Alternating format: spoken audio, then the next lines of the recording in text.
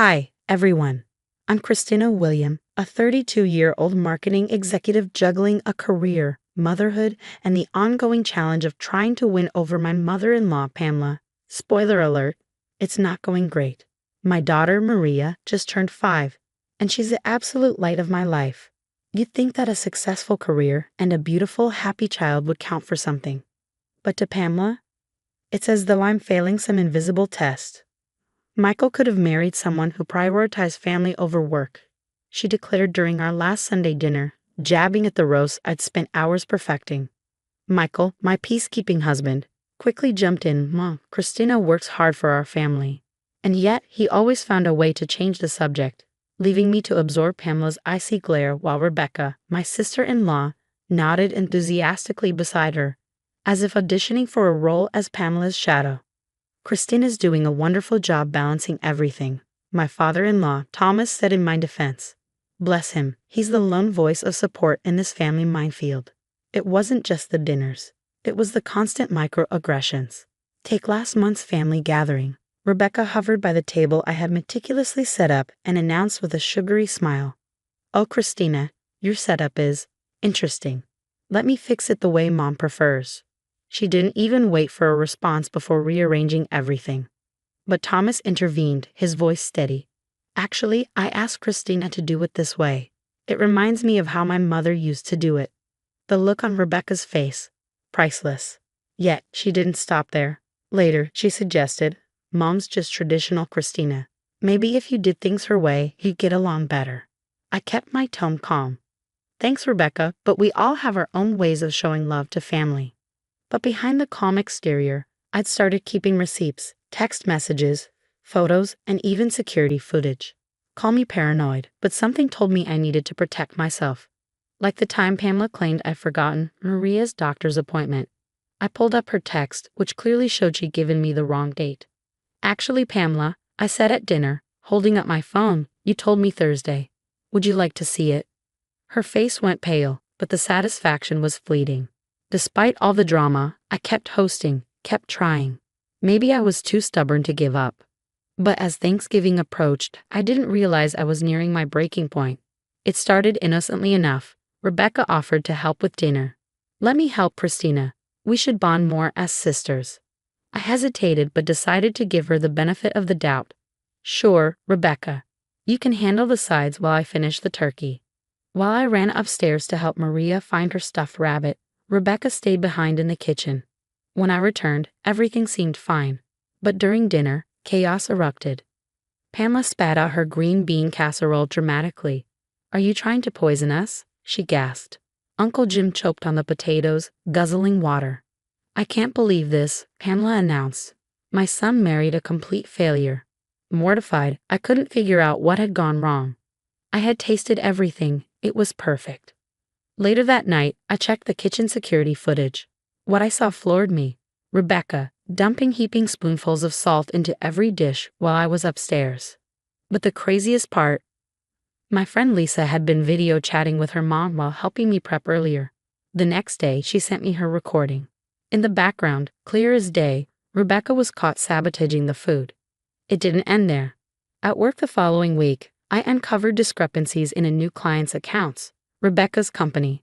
Thousands of dollars were unaccounted for, and guess who managed those accounts? To top it off, my cousin Amy called. Christina, you need to hear this. Aunt Pamela's been telling everyone.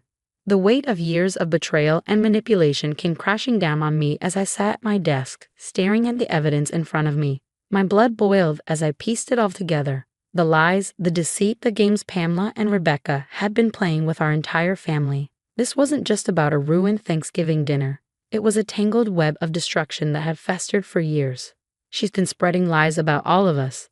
Amy had said earlier on the phone, her voice trembling. Grandma thinks Uncle Steve has a gambling problem because of Pamela. Steve's wife is convinced he's cheating. And Rebecca. She's been enabling all of it. Christina, how long has this been going on? Years, I replied, the fury building. It was also clear now. Every snide comment, every rumor, every wedge driven between us, it all led back to them. I stared at my laptop, the security footage playing on one screen, the incriminating company accounts open on another. For years, I'd taken the high road, biting my tongue, trying to keep the peace. And for what? To let them keep walking all over me and everyone I cared about. Not anymore. Amy, I said firmly, it's time for a family meeting. A real one, without Pamela and Rebecca. The tension was palpable as the family gathered in my living room. I connected my laptop to the TV, standing before them with years of suppressed anger and newfound resolve. Before I play this, I began, my voice steady. I want you to know this isn't about revenge. It's about truth. The footage rolled. There was Rebecca, caught red-handed, sabotaging the Thanksgiving dishes. Lisa's voice from her video chat provided an undeniable timestamp. Gasps filled the room. That evil little. Emmy hissed under her breath. Michael's face turned crimson. I can't believe my own sister would. There's more, I said, pulling out a folder thick with receipts, texts, photos, and recordings. Pamela has been playing all of us against each other. Emmy, remember that affair rumor? It started with her. Here's the proof. Thomas, my father-in-law, stood up, his hands trembling. All these years, I've been supporting them, defending them. Did you know Pamela gambled away her entire inheritance? She's been living off my retirement savings, claiming it was invested in real estate. Dad, Michael began, his voice breaking. No, son, it's time you knew the truth. Your mother has been manipulating this family for decades. And Rebecca? She's just following in her footsteps. I took a deep breath. One last thing. At work, I discovered Rebecca's been embezzling from her company. I've already reported it anonymously. The room erupted. Decades of lies and manipulation spilled out as everyone began sharing their stories. It was as if the floodgates had opened and the truth couldn't be stopped. Then my phone buzzed. Pamela. I put her on speaker. How dare you hold a family meeting without us? She hissed. Rebecca told me everything. You're just jealous of her success. Michael grabbed the phone. Success? You mean the money she stole from her company? Pamela sputtered. That's a lie. Rebecca would never. Like she would never sabotage Christina's Thanksgiving dinner? Mom, we have it all on video. All of it. Pamela's voice cracked. You don't understand. Everything I've done was for this family. No, Mom, Michael said coldly. Everything you've done was for yourself. And it's over. The fallout was swift and merciless. The next day, Rebecca's company launched a full investigation. Her colleagues avoided her like the plague, and her job was gone within days. Pamela's bridge club uninvited her after hearing about her gossiping and manipulation. Thomas called his bank and confirmed his worst fears. The real estate investments were a lie. Every penny had gone to slot machines and blackjack tables. I've already contacted a divorce lawyer, Thomas told me. I should have done this years ago. Christina, I'm sorry I let them hurt you for so long. That night, Michael held me close. I've been such a coward, he whispered, always trying to keep the peace instead of standing up for what's right. Never again. I watched Maria sleeping peacefully in her bed, finally free from her grandmother's manipulation and her aunt's jealousy. For the first time in years, I felt like I could breathe. Then my phone buzzed again, a text from Rebecca. We need to talk. Please, I can explain everything. I stared at it for a long moment before hitting block. Some bridges aren't meant to be rebuilt. 3 months later, the headlines hit the local paper. Marketing executive charged in $200,000 embezzlement scheme. Rebecca's mugshot was plastered on the front page. Not only had her company fired her, but they also pressed charges. 200 grand. I always knew she'd been stealing. The amount still shocked me. $200,000 stolen. Rebecca's greed had known no bounds. Over coffee, Amy filled me in on the aftermath. Did you hear? Her mortgage application got denied. She's moving to Arizona. Apparently, she can't even afford to rent around here anymore. Everyone knows what she did. Meanwhile, Thomas uncovered yet another betrayal. Pamela had secretly mortgaged their house to cover her gambling debts. The divorce papers landed on her prized designer handbag like a bomb. She lost everything.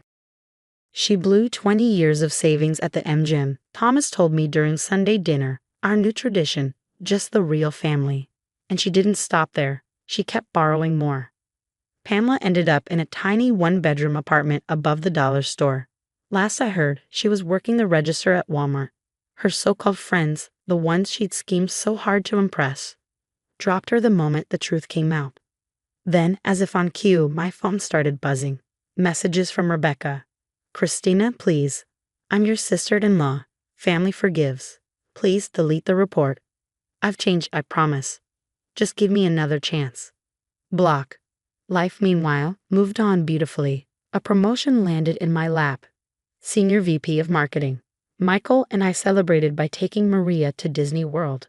Watching her face light up on Space Mountain, I knew I'd done the right thing. One day, Maria asked me a question that gave me pause. Mommy, why don't we see Grandma Pamela anymore? I knelt down to her level. Sometimes, sweetheart, people who say they love you actually hurt you, and it's okay to keep those people out of your life. She nodded, wise beyond her years. Like when Jenny was mean to me at school, and you said I didn't have to be her friend anymore. Exactly like that, baby. Our holidays are peaceful now. No more walking on eggshells, no more checking security cameras.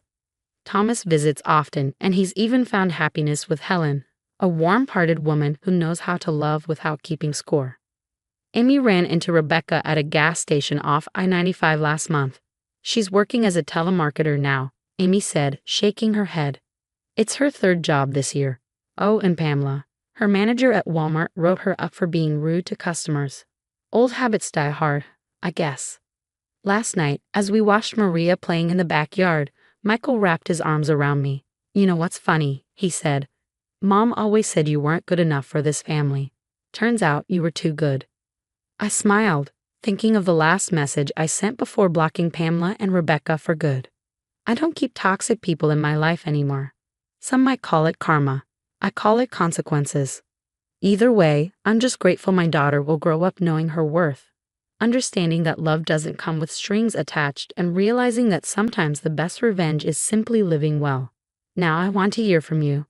What would you do if you caught someone sabotaging your reputation while pretending to be family? Would you expose them immediately or wait to gather more proof? And here's another tough one. At what point does keeping the peace turn into enabling toxic behavior? Drop your thoughts in the comments below. I respond to every comment and love hearing your stories. And don't forget to hit that subscribe button and turn on notifications for more real-life tales about overcoming toxicity and coming out stronger. Trust me, you won't want to miss what's coming next. Remember, the greatest act of self-love is knowing when to walk away.